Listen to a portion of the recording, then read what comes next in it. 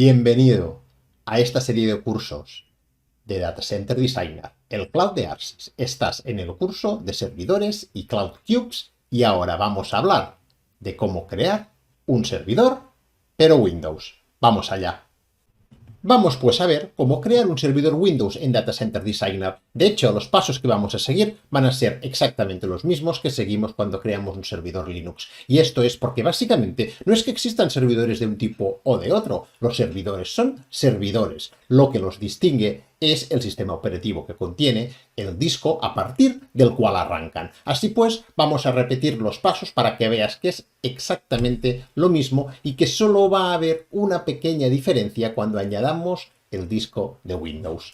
Así pues, empezamos, arrastramos el servidor. Ya que estamos aquí, pues aprovechamos también para agregarle la conexión a Internet. Y luego pues le vamos a poner un nombre, pues por ejemplo WinServer. Observa cómo no hay absolutamente ninguna diferencia, porque en este punto no es que estemos creando un servidor Windows o un servidor Linux, simplemente estamos creando un servidor de Data Center Designer. Vamos a ponerle pues por ejemplo un core y vamos a ponerle 4 GB de RAM y ya podríamos aprovisionar los cambios y tendríamos un servidor que, como viste en el vídeo cuando creamos la primera vez el servidor Linux, no arrancaría porque no tiene ningún disco. Vamos pues a agregarle un disco y ahí va a ser donde vamos a indicar que queremos Windows como sistema operativo.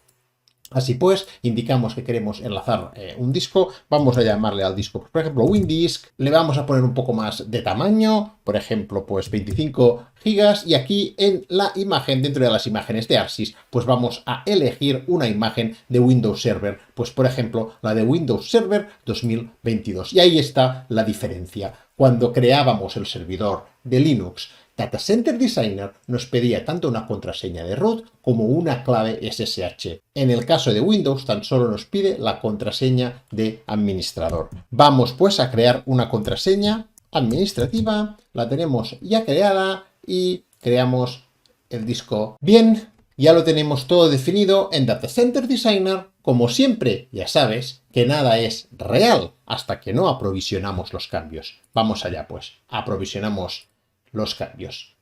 Al cabo de un rato, Data Center Designer te va a informar de que el servidor ya ha sido creado, tus cambios han sido aprovisionados y por lo tanto el servidor está listo para arrancar. Vamos a conectarnos a este servidor y para ello usaremos la consola que lleva incorporada Data Center Designer. Simplemente seleccionamos el servidor, pulsamos el botón de Console y se nos abre la consola interna de Data Center Designer. Esta consola soporta tanto Linux como Windows y en el caso de Windows se convierte en una consola gráfica. Es decir, yo voy a ver la pantalla del ordenador Windows como si estuviera sentado delante de este ordenador. Tengo ya la pantalla de inicio de sesión, debo pulsar Control Alt suprimir para entrar en la pantalla de inicio de sesión. Por supuesto, yo estoy sentado delante de mi ordenador físico, con lo cual si yo pulsara Control Alt suprimir, lo que se me bloquearía sería mi ordenador físico, no el servidor de Data Center Designer. Para evitar estas situaciones, la propia consola de Data Center Designer tiene la opción de enviar combinaciones de teclas entre las cuales está Control Alt suprimir. Enviamos pues Control Alt suprimir y por lo tanto esto nos va a pedir la contraseña. Introducimos la misma contraseña que introdujimos al crear el servidor y automáticamente estamos dentro del servidor cloud de Data Center Designer. Es así de sencillo. Como puedes ver, no hay casi diferencias en el proceso entre crear un servidor Linux y un servidor Windows, porque, insisto, no es que existan dos tipos de servidores. La diferencia está en qué sistema operativo contiene el disco de arranque de cada uno de los servidores. Tenemos imágenes de Linux y tenemos imágenes de Windows y por lo tanto podemos crear servidores Linux o servidores Windows sin ningún tipo de problemas.